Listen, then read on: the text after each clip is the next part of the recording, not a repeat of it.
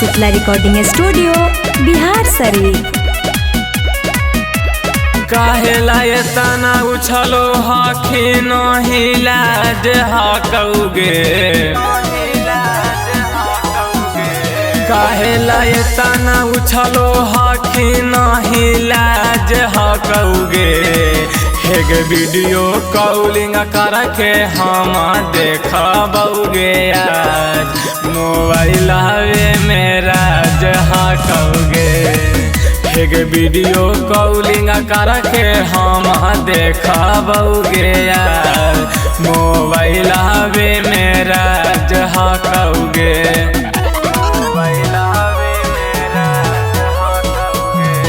Music by Sonu Yadav.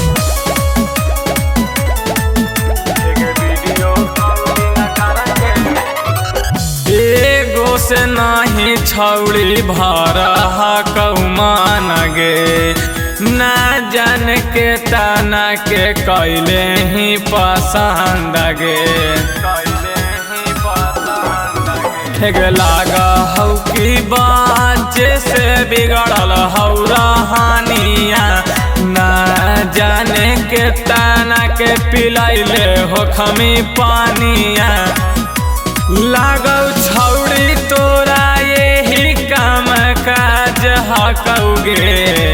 हेग video calling करके हम देखबौगे आज मोबाइल में राज हकौगे। हेग वीडियो कॉलिंग करके हम देखबौगे आज मोबाइल में राज हकौगे।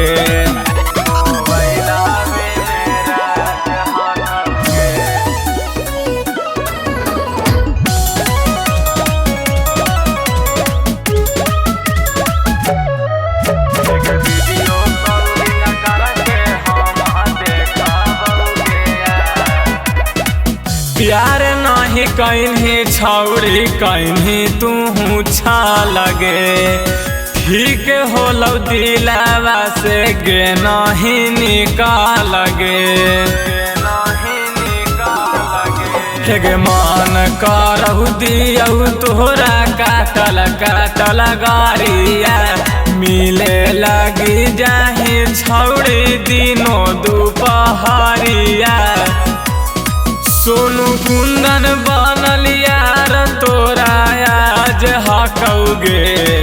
हेग वीडियो कॉलिंग करके हम देखबौगे यार मोबाइल में राज हकौगे। हेग वीडियो कॉलिंग करके हम देखबौगे यार मोबाइल में राज हकौगे।